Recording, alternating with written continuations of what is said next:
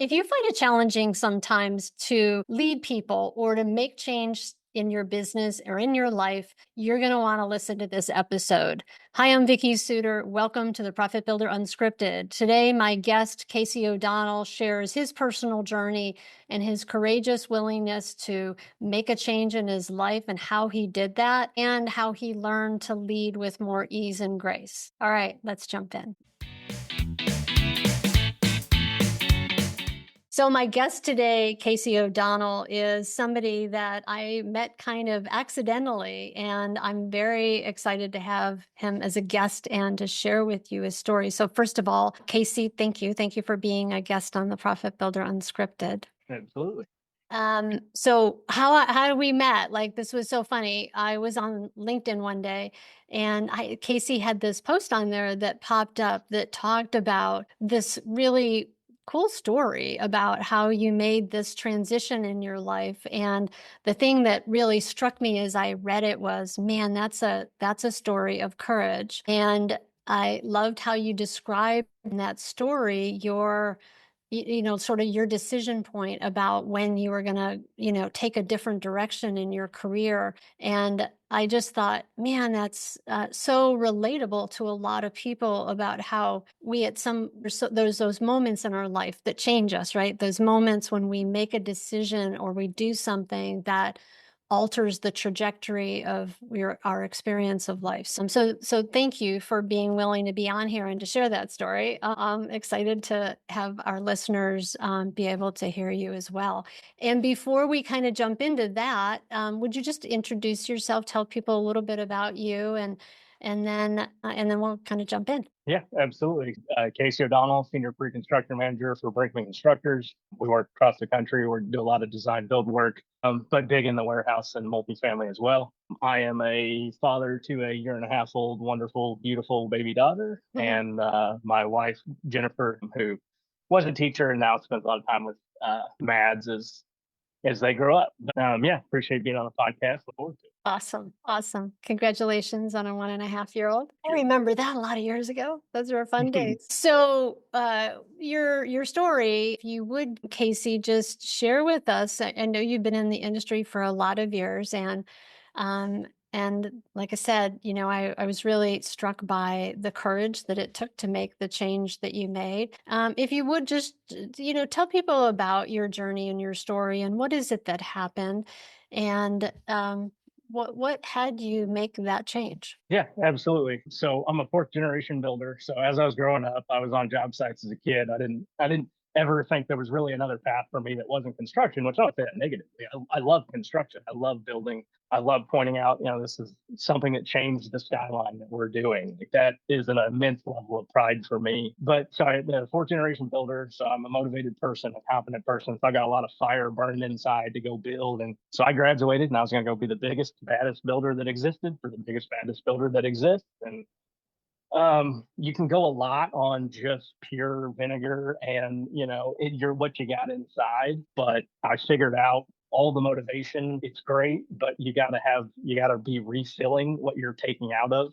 If you got a bank account, you're constantly taking withdrawals from it, but never putting any money back in. It's not going to take long to go negative. And I think ultimately, I had for 5 or 6 years started kind of feeling that coming on. I mean, it's not a cloud or anything, but I was stressed. I was feeling unsupported. I was arguing with the same subs every day, or just not things that somebody that loves the industry wants to deal with. And it's unfortunately a lot of the stuff that is just day to day for our industry, but being hard charging and feeling like I was out in front, and then sometimes not feeling like I had that support. Then I go look to the future of, hey, what does another superintendent look like out here? There's a lot of, unfortunately, in our industry, there are far too many superintendent, let's just call it people that build buildings that have 12 ex-wives and 13 kids in 15 states. And that is not anything that's ever been acceptable for me. I would never want anything like that. As much as I'm a builder, I'm also a Christian, I'm also a man, I'm also all these other things that I have to excel just as much as being a builder, because who cares if I'm a great builder if I'm not a good person or not a good contributor or father or role model, or all those things are all, it's a milk and, it's a three-legged stool. You can't, Yeah. you kick one leg out and But Before you so go on, I think I have a sense of this, but the term that you use that kind of jumps out at me is you can't keep, did you say taking out of the bucket? yeah, or withdrawing, takes Which that was it, withdrawing making from that withdrawals, bank which account. I think when you and I talked, I had mentioned to you that that was a phrase that Stephen Covey, who wrote Seven Habits of Highly Effective People, used to use, and I think it's a great expression. But for those people who don't, like, even as I listen to you, I'm like, what does that mean to Casey? Like, how was it feeling like there was constantly more withdrawals than deposits? Can you just speak a little bit more to that? Yeah, absolutely. So like, this is kind of how my grandma used to talk about it. She used to talk about having a bucket of water, and there's just holes that have been, it's not got a solid bottom to it. So there's holes that have been drilled in that bucket, and that water level is just ever constantly going out at the same rate. Best case scenario, you don't get any more holes drilled into it, and you need to go shore up the holes that are there. But literally, that's how. And just envision, like I envision myself as that bucket, and I knew how much water was going out, how much water wasn't getting poured back in, and then how do What's I the go what feed? is the water though? What was the thing that was getting poured out? What were you losing? So it just me, I didn't have, so my thought of being I'm a fourth generation builder, that I had all these ideas of who I was or what I was, but it wasn't actually founded. It wasn't because I had gone through these huge, I didn't climb a mountain and then decide at the top of the mountain, this is who I am and what I've decided. And so I see a lot of struggle with some of the guys that I manage, of people. I don't want to make it like belittle it and say they haven't found a mountaintop to climb, but I've certainly had a lot of strife and a lot of struggle, and that had helped. But I had to figure out who I was as a man, as a person, as a Christian, like all of that. That is this holistic picture of who I was. And so the water, all of that, it was a bucket that was set on top of something that wasn't sturdy. So it's sitting on top of a precipice. Then it's leaking water. And so my job was to go take that bucket, duct tape all the holes, set it on the ground, and then build it something that we can go raise that bucket up with. Otherwise, it's not on a firm foundation. Everything we do, and that's kind of how I view my guys that I lead, is let's not address what I need from you to do a project right. Let's address what is making it your life, what is stressing you out, what is not allowing you to do your job, what are the things that you come to work with that we don't talk about, that we need to talk about, because they drive how you respond to everything. In construction, money's limited, time's limited, and patience isn't always in excess supply. So, how do we stop the craziness that is the train we're all always on? And how do we make that a better train track to be on? How do we make it better for everybody? Because we all got to deal with each other. We're not going away. Let's not continue to beat our heads against into walls. If I'm hearing you correctly, you're saying the whole thing of you felt like the bucket was there were more withdrawals than deposits.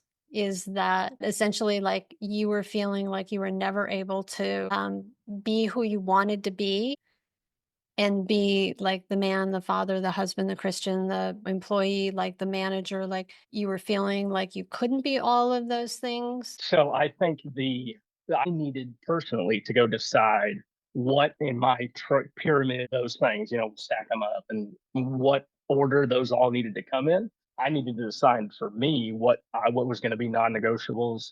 I kind of had to become not, we all have to do that, but as somebody who graduates from college, you figure out how we fit in life and everything else. And Okay. So, if you could, for me, tie back in the piece of what you felt was leaking out that had you start to really assess your life, right?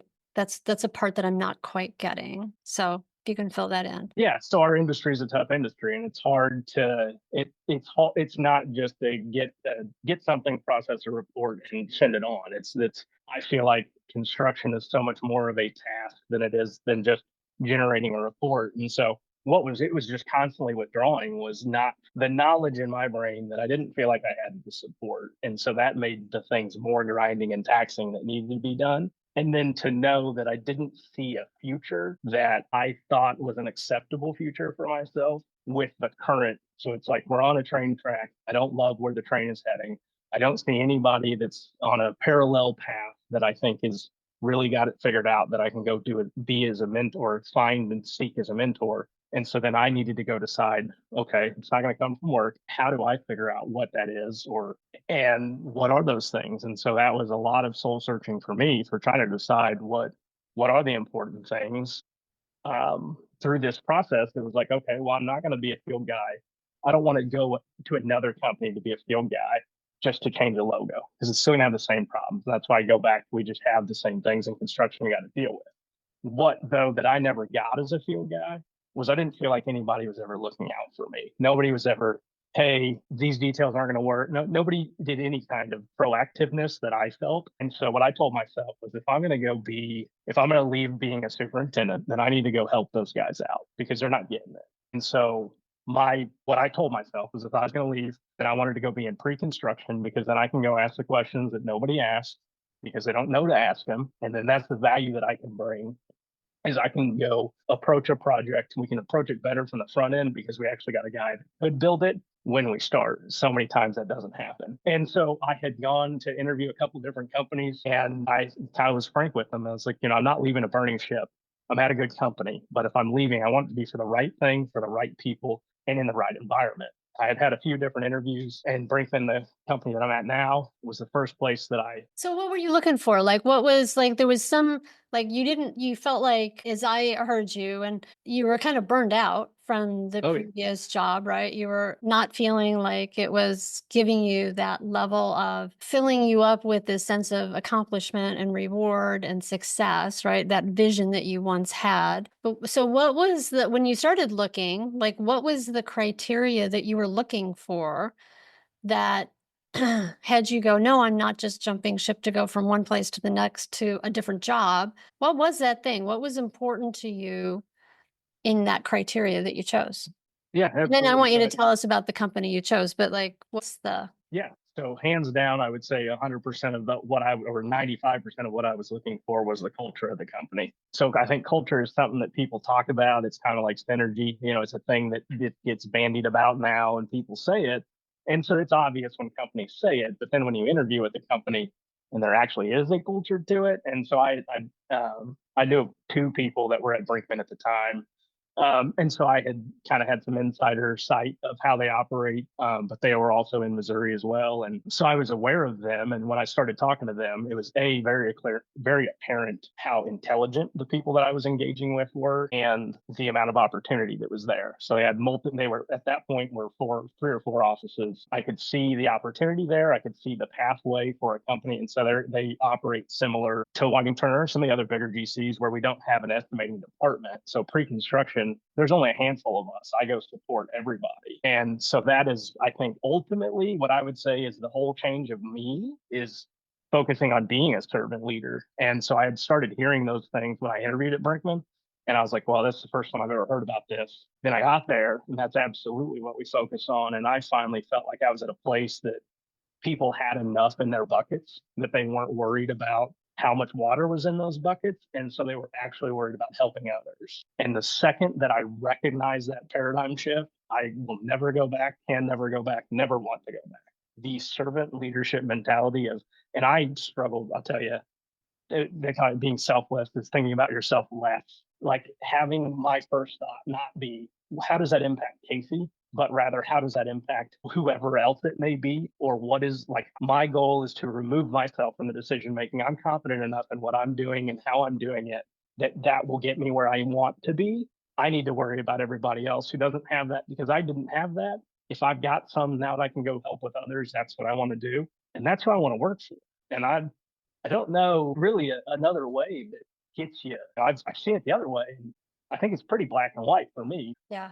Yeah, it's interesting. And I love those words, servant leadership, because I think that that is when we get into a leadership role, that is, I mean, like our greatest job is to empower and support and lift up the people underneath us. And I don't mean lift them up like a crutch. I mean, like empower them to be the greatest version of themselves that they can be, which means our focus is on teaching, mentoring, training, coaching, as opposed to treating people like tools or helpers, right? And Oh, is it those are my words, but is that part of the distinction that you've seen in working for Brinkman now different from where you were before? Yeah. So I'll say what I've used the term probably 7 times in the past month through performance reviews is I am not managing people that are bar rags. I don't need to wring out every ounce of benefit that they have and then go get another bar rag when I need to wring that out. Their benefit is the people that they are, what they bring to the table, their experiences, their all of that. And so how do I get more out of them from that? Yeah, That's just a trying to. nice distinction. How do you how do you take what you got and then support them in how to take that, whatever that is, at the next level, as opposed to, yeah, I like that analogy, like kind of ringing people. It's kind of that thing of like using people up. Like Right. Yeah. Because then there's. yeah, I mean, let me ask you this question because well, first of all, I just want to acknowledge you for having the courage to like look up one day and go, is this the life that I want? Like, is this the path that I want to be on? It's, it takes courage to not just change jobs because it wasn't about that. As I listened to you, Casey, right? It's that whole thing of you choosing for you. What's the life that I want? What's important to me as a human being, as a man, as a husband, a Christian, somebody in a community, as a team member? What's important to me in terms of the contribution that you wanted to make? And was that available there? And then being very intentional about who you chose to go hang out with, and spend your days with. So nice job. I think that's awesome. And kudos to Brickman for creating that kind of a culture within their organization. So I love that. So as a leader and a manager, when you think about what is it that you do in terms of mentoring your team or coaching your team or empowering them to be their next greatest version of themselves, like what does that look like? Because I heard a little bit of from a general perspective, like that you think of them rather than what's best for me, what's best for them. I love that. But I mean, for people who are listening, who are managers, like here's the truth. Most leaders and business owners, and I can count myself into this when I started leading people, and even when I started my own business, I was a horrible manager because I'd never been trained about how to lead and manage people. I thought it was about coercion and manipulation because that's how I was managed. So, we don't have a lot of experience a lot of times when we end up being in that position of having to lead other people. And so I think that, I would like to hear from you from a practical perspective. What does that look like? Yeah. So I think there's a couple things. So being a hard charger, I definitely don't do things perfect all the time, and I definitely am probably going to knock some corners off of squares that would have maybe preferred not to have those corners knocked off of them. Everything I do, I think, kind of we simplify everything back to a couple of key components. I'm honest, I'm open, and I'm totally transparent with everything I do. And then everything I do, I want to do to the best of my capability. So that's like what I come to the table with. And I think that there is a respect that is given and granted when we do that together. If everybody comes to the table willing and ready to work, then there are a lot of problems that just go away. Now, the problems that don't go away because we have things, so there's like learning gaps. So we aggressively attack those problems. And that means we may sit down for 6 hours and go build out a fraction of an estimate together. So a lot of times what I do with them is we'll get in a room together, we'll work, we'll order lunch, we'll be in there for multiple hours on a time, and it's just working together.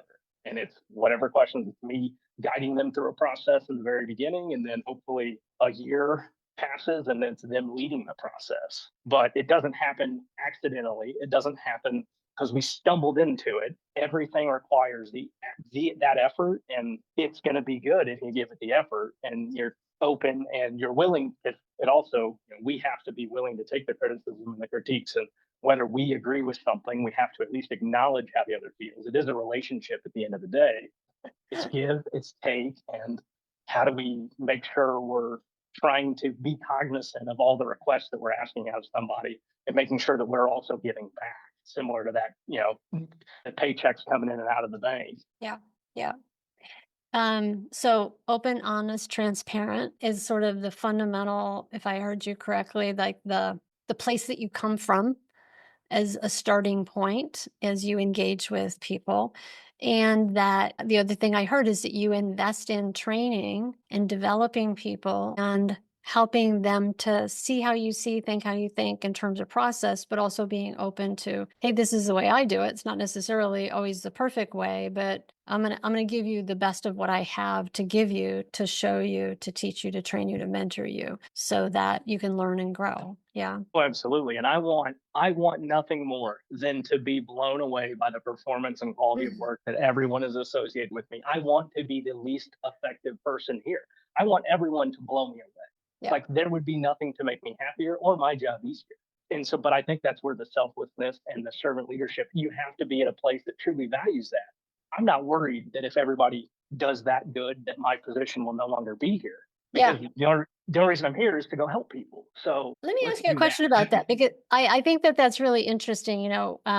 I work with I work with a lot of contractors that have kind of grown up through the trades, or that grew their business from, like, it was one or two guys to now they got 25 people working for them. And there's this background conversation that I notice shows up that goes something like this. I even had this conversation this morning with someone. If I am not in sort of in the trenches doing it with them, if I'm not showing that I'm carrying my weight, if I'm not working as hard as they do, I will, then where is my value? Where's my contribution? And this is part of as I'm listening to you, this is a shift that I talk with people about, like, how do you shift that mindset from one of, really, your greatest job as a leader is to empower the people who work for you to be the best versions of themselves. That's where your ultimate contribution and value is. But it's hard for people. It's hard for people to make that transition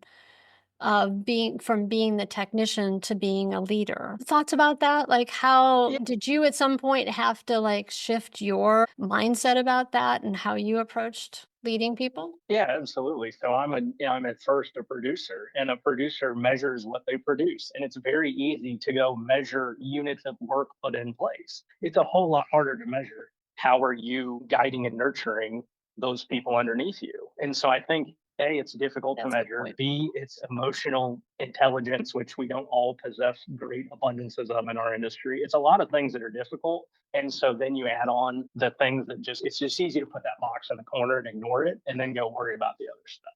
And so it's with the intentionality, like acknowledging whatever it is, nothing's going to go away. Everything needs to be addressed. And then so to be a leader, it's not being no longer being a doer. I'm not measured on being a doer. I'm measured on, do I set those people up for success that need it? And I think that paradigm shift has to be what we think about. So was It's that yes, built into the culture of where you are now, and that made that shift for you, or was there something else that had you make that shift? so yes, it's in the culture. It came to you got to come to the table with a little bit of it. You can't just train this. You have to have a natural inclination to want to support the group, the community. And like I'm a natural born leader, but it doesn't mean I forsake everybody else. I want to lead that group that I'm hopefully naturally inclined to lead to the best possible position and place for everybody's ultimate good. And so I think everything you're trying to do is for ultimately to to do more good. And so the effort that you put toward that will be the biggest return on investment because ultimately you may not be able to measure it on a day by day, week by week, but if we're going to work together for 5 years, I ought to surely notice that huge difference in that individual over the course of 5 years, maybe 2 years. Maybe they go somewhere else. It doesn't matter because it's not them as the individual wringing out of our rag. It's helping our industry and it's making better people in our industry. If they stay at Brinkman, great. If Yeah. they leave, then let's talk about, So as I hear you, it's a mind shift, right? It's just really embracing that difference of realizing, um, and I might be taking a little bit of liberty here, but my suspicion is that there was a way that you wanted to contribute and the way that you wanted to bring value, and realizing that being an individual superstar performer wasn't really the pathway to being able to make the greatest contribution. yes, me personally pricing $3 billion worth of work gets us nowhere. It is a number that could help and will make us go somewhere, but it is not the tail. It is the tail on the dog. So focusing on that because I'm a doer, because it's an easy thing to measure, is the wrong answer. It's not what benefits us as a company or the people I'm with or around. So yeah, I absolutely struggle. I'm a doer. I want to focus on doing. You can measure that, and I can go do this, but Great. What about when I'm gone? What if I get hit by a bus? So how do you like do you have some like tip or trick that you would have for people who are listening who struggle with that too, right? Because I think that's real. Like I think that we do that. I think that we kind of get caught up in that like I want to be able to see the results and I don't see them as directly when I'm managing other people. There's a longer runway for that. Any thoughts, any tips on that? So it definitely is not easy, but I think the personal investment in people, and if you are a people person, hopefully that is, I don't know that that's payoff enough in and of itself, but like we go out of the office every 2 weeks and we take a walk outside somewhere just to get, so the younger guys, that's something that gets their mind out of what we're doing. I think I had mentioned we do performance review very frequently. Infrequently are we talking about actual performance. We're talking about what's going on outside of work or what they're dealing with. Or so there's just so much more to work. Everything's way more nuanced now than it ever has been. And so we need to acknowledge that. And how do we change what we do to, so we need to be more nimble and more nuanced. And so that's kind of how I view my position as a leader, is to just continue to be agile and look for what they need. And then how do we fill that role? Why do I do that? Because I care about them as people. Whatever their shifting needs are, then that's what should be filled. And if it's not benefiting the company, we can talk about that, but that's not been an issue. And I've been here for minutes. Okay, great. Thank you. Thank you. Thank you. Thank you for sharing your story. Thank you for yeah, for just being willing to spend the time here and to again, I just acknowledge you for having the courage for being willing to recognize what was important in your life and making that choice because I think that whenever we're going to embark on change as leaders, wanting to grow ourselves as human beings, wanting to grow our businesses, wanting to have a greater impact. That is a question that we first have to ask ourselves is what do we value? What's important to ourselves? What's important in terms of who we want to be, what we want to contribute? And then asking a bigger question, which is how can I do that? Is what I'm doing going to get me where I want to go? I always think of it kind of like building a project. You start with whatever the current existing condition is, or even, there's nothing there, right? And then before you ever start building, you always look at, all right, what do I want it to look like? What's the blueprint, the schematic, the detail of what the end result is? And it is whenever we're embarking on change, which is exactly what you did, you looked at, what do I want my life to look like? Wait a minute, like I'm off track to, having the life that I desire, the contribution I want to make, the experience I want to have, who I want to be as a human being. You assessed what that was first and then looked back and went, all right, how do I get from where I am to where I want to be? You realized that culture that you were in was not supportive of being that person. And you realized that as you started to look at who do I want to be? Where do I want to be? What do I want to be doing? How can I make a greater contribution, even in my, in your role of shifting to pre-construction? Really, like you decided that first and then you made those changes. And I think it's such an easier path, really. When you think about it from a construction perspective, you would never start doing demolition before you knew what you were, well, sometimes people do, but generally, if you're not going to start building without some schematic or blueprint about where you're headed. And I think that's true about our lives. And I think it's true about our businesses. And I think it's true about how we set people up to win in our businesses too, is by being super clear about what does that look like? What is the criteria for success, right? Because either do we not know or did we not set up a plan to manage towards it? It's like defining the plan, making a plan. Failure to plan is going to guarantee subpar results. We're not going to be happy with it. Yep. Yep.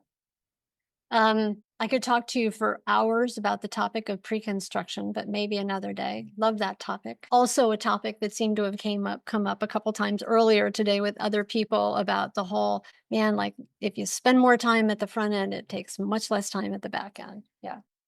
All right. 80, So the 80-20 rule. yes. Spend 80% of your time there. Yeah. Yeah.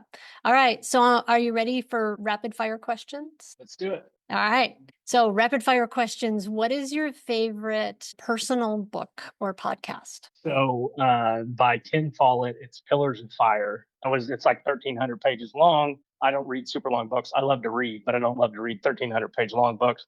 about a builder in England. It was absolutely incredibly fascinating. Changed my life. So it was the first book I realized could be that long and still interesting. So, what's your favorite business book or podcast? Mistakes were made, but not by me. So it's a book I probably read 15 years ago on cognitive dissonance. And it's just super interesting about why people make bad decisions and then justify those bad decisions. And a lot of bad decisions are industry. And so even back then, I had thought, how can we learn from those in front of us? Well, I'm gonna have to check that book out. All right, cool. Great. Boy, that would be like so helpful in leading people, right?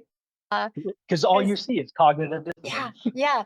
The thing I always say, it's like nobody wakes up in the morning and goes, "How can I mess up today?" Right? So, like, if we can have more awareness or intelligence about what's goes on for people. So, I'm gonna check out that book. That's cool. That's great. What is your favorite food or meal? So love barbecue, Kansas City native, and I love to cook barbecue as well. Okay. Yeah, that was the other funny thing about us is I reached out to you. I had no idea where you were in the United States, and it turns out we're like 20 minutes from each other. So that's pretty funny. What are you grateful for right now? So I think part of this whole process of me changing, part of it was wanting to be a dad. And then my wife and I had a 2 year process of trying to get pregnant and finally had our daughter October of last year. And so she's a little over going on a year and a half old. And she is an incredible blessing. And being a father and a parent has made me grow in ways I never would have thought possible. And I'm glad I can be the dad I am now. And I wasn't that dad at 24 because I wasn't selfless enough that I needed to be. So I think everything worked out how it should. God has a plan, and I'm incredibly grateful for it. Nice, nice. Thank you. Thank you. But Yeah, being a parent is awesome. Casey, thank you. I've so enjoyed our conversation. Thank you for taking the time and for sharing your experience. And yeah, so just thank you. absolutely appreciate you, Vicky. If you're looking to make changes in your business and you're looking to grow your team and have them take more accountability and give you more free time, increase the profitability of your business, and really enjoy what you do again, I encourage you to set up a time to talk with me so that we can explore if my group, the Contractors Collective, is a right fit for you. It includes both peer group input as well as one on one coaching with me and tons of tools and resources that can help you grow your contracting business. Feel free to check out the link below where you can set up a inquiry call with me and find out more information and see if it's a right fit.